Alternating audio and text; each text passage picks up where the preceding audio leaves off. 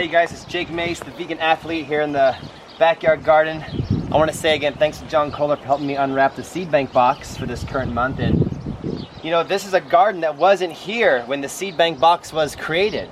And so this entire garden now with beautiful leaves and edible goodness and beans and leafy greens and root crops and fruiting crops is all because of the seed bank box. And here were some of the first things we planted. This red leaf lettuce, which is looking ready to harvest because it's delicious, but I can tell right here that it's starting to bolt. This is the flower. So I'm still harvesting and eating all the leaves in my salad. But once this starts to bolt another few inches, the leaves will start to get more bitter and will put off flowers and seeds.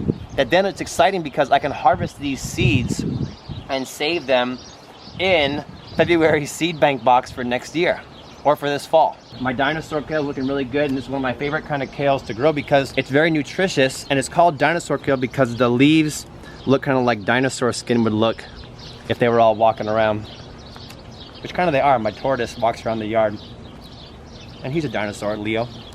Now in this row, these were the radishes that we planted together a few months back. And now if I go in here and pull out these radishes, you can see how we got some nice looking radishes in here. Let me go take you guys to the hose. We'll wash this off into a fruit tree so I save the soil, and I'll tell you guys how it tastes right in front of you. Whenever I wash off my vegetables, I always do it in my fruit tree so that the fruit trees get the benefits of all that good soil. And look at the coloring on that radish. It looks so vibrant. I'm gonna break that stem off, put it inside there, and let's see how radishy this guy tastes. Wow. Just intense radish flavor, very crispy, crunchy like a water chestnut, but not too wasabi-like. It's just a little bit of that wasabi bite that radishes are famous for. I can juice this, slice it up nice and thin, put it in a salad, cook it up in a stew. Tons of different ways that I can use the radish, and the leaves of the radish are edible as well. And if you don't want to eat them, the chickens and your tortoise definitely will. Now the Iatoi onions, also from the first seed bank box, are doing great. They're putting off multiple clusters. They have chives on top, and these guys will produce all through the summer and all into the winter and fall here in the Phoenix area. And they're so mild. Their onion flavor is extremely delicious. It's not overpowering, and it's a great addition to salads and sandwiches and soups and things like that, or stir fries. One of the surprises I got in my seed bank box garden was this right here. Somehow, chamomile from my other garden made it into the seed bank box garden and is growing some chamomile greens and chamomile flowers over here in the seed bank box garden. So you guys can expect to get chamomile seeds in an upcoming seed bank box, but for now, I just had volunteers come right over and go inside the soil, and they're growing, so I can make tea out of this. If we go over here, all of our beans are starting to grow really nicely, and I've even got some tomatillos. This plant right here that looks kind of tomato-like, it's a tomatillo with these yellow flowers that also made it over here from my other garden. So that just proves that my whole landscape is an edible landscape now that's connected together. The birds, myself, the soil, it's all connected. The birds are bringing seeds everywhere, and I get volunteer plants growing all over the place. I have carrots and basil and lettuces growing in the tree wells of my fruit trees. So it's pretty cool how you can start with a garden and end up having an entire edible landscape in your backyard. Now this is really exciting because this is just a month or two old. This was the zucchini that we planted together from the previous seed bank box.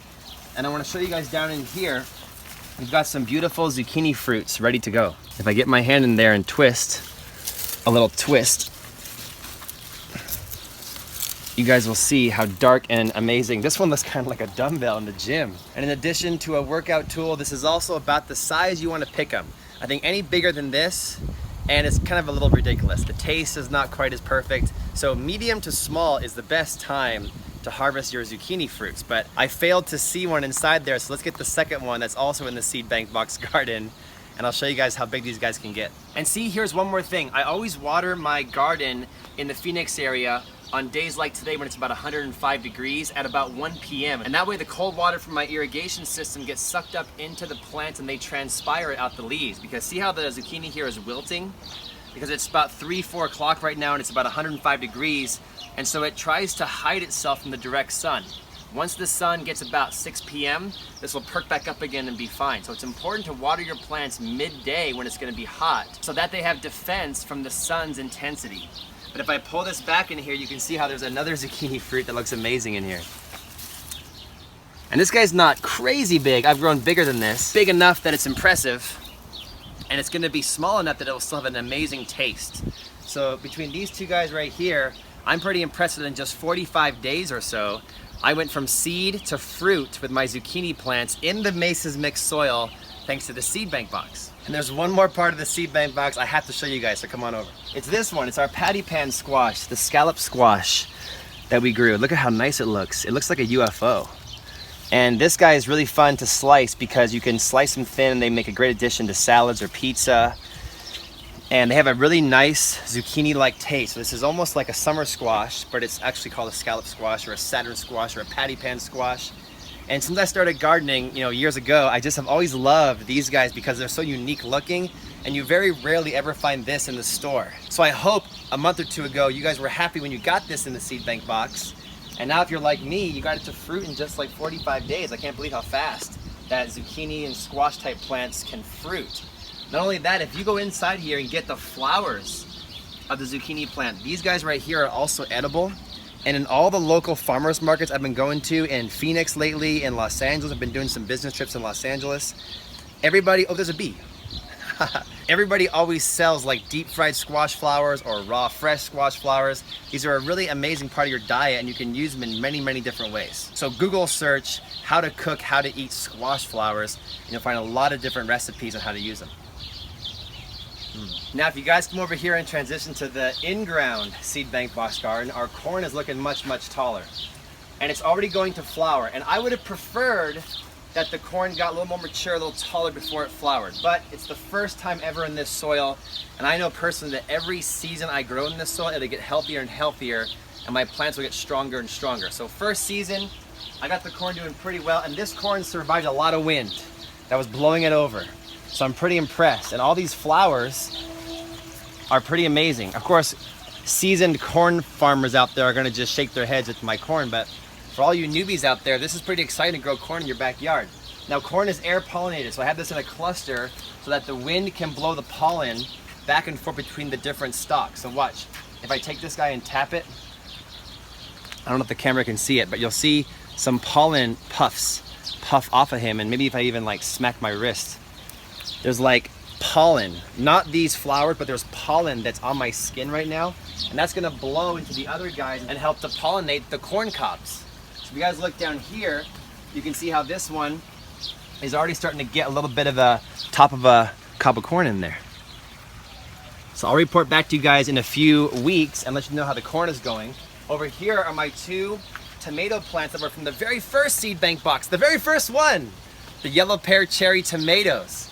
And these guys are putting off flowers and they're doing really well in this location. And this one even has a ton of fruit. There's a little guy here, and if you look down in here, I saw earlier today, there are lots of clusters of yellow pear cherry tomatoes all inside this plant. So check it out. Go right down in there.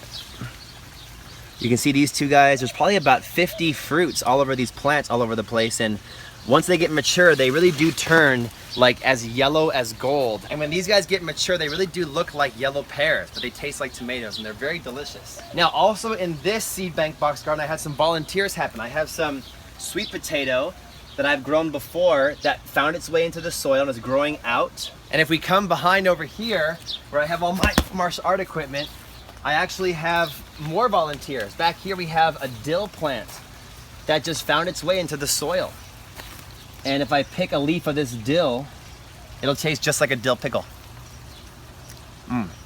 Very potent flavor. And next to the dill is another tomato plant that I have no idea what it is.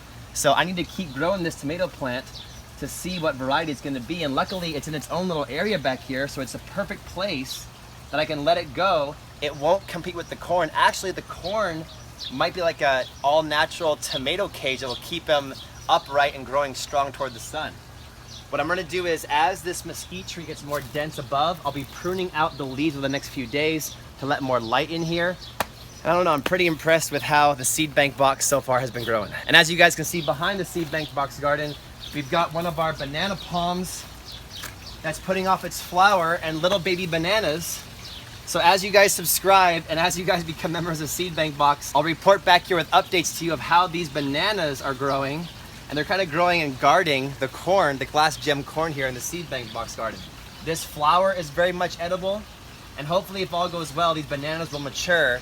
And in a few months, I'll be eating my own bananas in my backyard. This one's called a Vietnamese banana that I got from my friend Doug Jones, who's the president of the Rare Fruit Growers here in the Phoenix area. All right, you guys, so I know what I'm eating for dinner tonight. It's gonna be zucchini and scallop squash, some dinosaur kale with radishes, maybe some red leaf lettuce, and I'll walk over here and get some of the Iatoy onions that are all around the corn to make this guy have some nice seasoning.